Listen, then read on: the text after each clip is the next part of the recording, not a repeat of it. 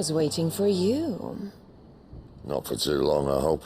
I remember being awestruck as a teenager by the way Shadow of the Colossus dwarfed my protagonist with its titanic creatures. That feeling of man versus mountain generated by the PS2 classic is something I've rarely experienced since. I love that but game. at a recent hands-on event for Final Shadow of the Fantasy Colossus was XVI, so it good. happened again. I felt that awe, that sense of colossal scale. But this time, rather than being a poetically beautiful battle, it was an explosive homage to anime warfare.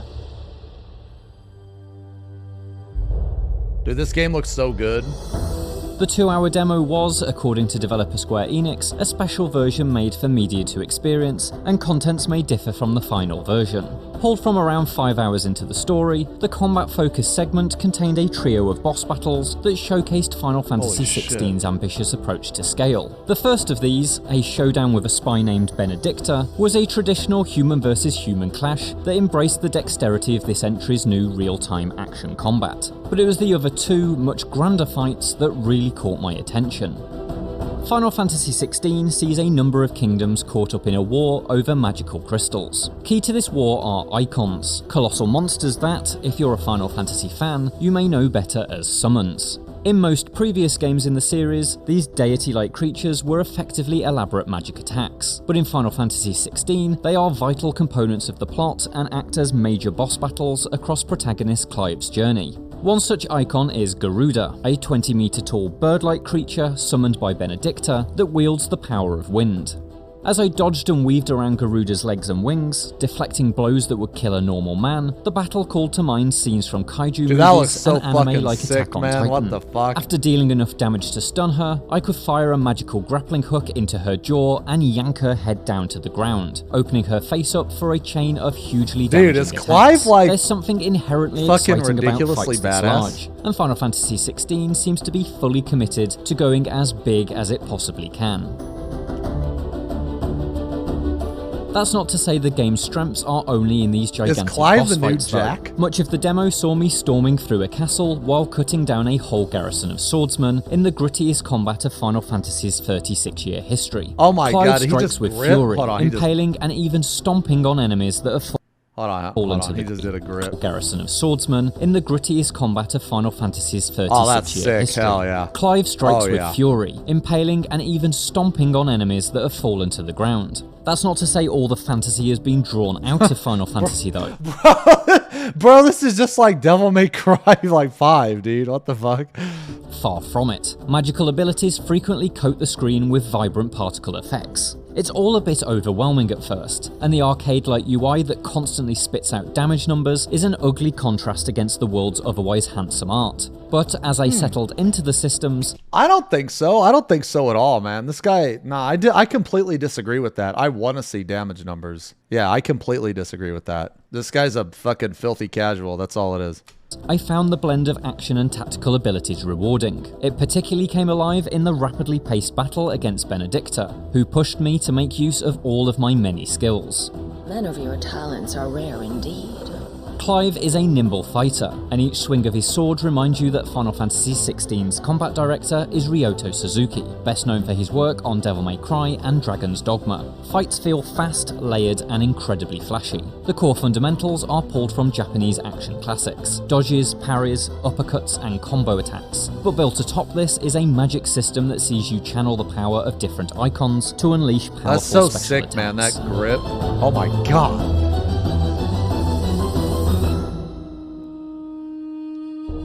I had access to the power of 3 icons: the Fiery Phoenix, the Winds of Garuda, and the earth-shattering magic of Titan. Only one icon's abilities can be channeled at a time, but a quick press of the left trigger cycles through each summon on the fly. You could fire a blast of Phoenix Flames, for instance, before quickly swapping to Garuda to launch your target into the air with a hurricane-like spin, and finally switch to Titan to finish them off with a charged power attack that strikes downwards with stone fists. Each icon ability has its own cooldown, so hot swapping between them mid-fight and managing their wait times provides a light tactical edge. Yo, that's sick, dude. Okay. To each clash. I'm interested to discover what tactics will be unlocked as Clive gains the power of even more icons, and I hope they feel as distinct as the 3 I've used so far.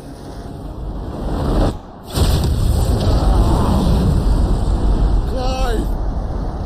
If you're accustomed to Final Fantasy's more relaxed days of picking attacks from a menu and find all of this somewhat intimidating, you may find solace in Square's novel approach to accessibility. Rather than difficulty options, there's a collection of 5 rings that bestow combat easing effects. The Ring of Timely Evasion, for instance, will make Clive automatically dodge most incoming attacks, while the Ring of Timely Strikes will perform elaborate combos with just one tap of the attack button. There are utility-focused rings too, including one that issues commands to Clive's dog, Torgal, who can provide attack and healing assistance. With the combat already sufficiently layered, I can imagine even skilled players may also opt to skip the pet micromanagement. These rings will hopefully mean fans of varying skill levels will all be able to enjoy Final Fantasy XVI's clashes, which are made all the more dramatic by the way your attacks can seamlessly blend into cinematics that showcase a particularly cool strike or evade. These moments are coupled to a button prompt, and while I'm generally averse to QTEs in combat, Square Enix seems to have made it work. The slick presentation made each of the boss battles feel like momentous fights, rather than interrupted melees. The overall sense is that Final Fantasy XVI will let us be directly involved in the outrageous anime-like battles typically reserved for cutscenes. That's never more true than in what is likely to become Final Fantasy XVI's flagship battle mode, Eikon versus Eikon. When Clive summons an Eikon, you're put in direct control of them, and each of these explosive clashes between gods are promised to be— Yo, you know what this kind of reminds me of, man? This kind of reminds me of Xenogears. How you summon the gear. I mean, I know it's not a gear, but it's like, it kind of reminds me of the same thing. Because in Xenogears, you basically did the same thing, man. You summoned your fucking gear, and then you got in your gear, and then you had this big monster battle. A unique experience with bespoke mechanics. The third boss of the demo, a beatdown between Garuda and the fire demon Ifrit, was something akin to a nuclear power. Man, I gotta tell you, dude, Ifrit, for being like a low-level primal, he looks pretty fucking badass in this game. Like, Ifrit is one of the coolest looking espers or whatever icons in this game, actually. Wrestling match. Compared to Clive, Ifrit is a very simple fighter, with just a scant few brawling abilities. But this brawl makes full use of that blending between cutscene and gameplay to convey Ifrit's immense heft and strength. Each time I'd land a blow on Garuda, a new animation would trigger, my favourite of which was dragging my foe face first across a rocky landscape. It was a shallower combat experience compared to controlling Clive in the clashes with Benedicta and Garuda, but I can forgive that if the spectacle proves this wild each and every time. Playing 3 very different boss fights, as well as carving my way through dozens of regular soldiers, has left me with a lot of hope for Final Fantasy XVI. But this demo was purely combat focused, meaning I've yet to see much of its RPG credentials. This demo's generic medieval castle setting barely had any exploration opportunities, feeling mostly like a stonewalled route towards the next boss. But as previously mentioned, the contents of this demo may differ from the final version, and so I hope when more is revealed, we'll discover it has environments that are much more compelling to explore. Because should the story, exploration, and characters live up to what I've seen of the combat so far, then Final Fantasy XVI will be a JRPG worth being excited about. Control it, Clive!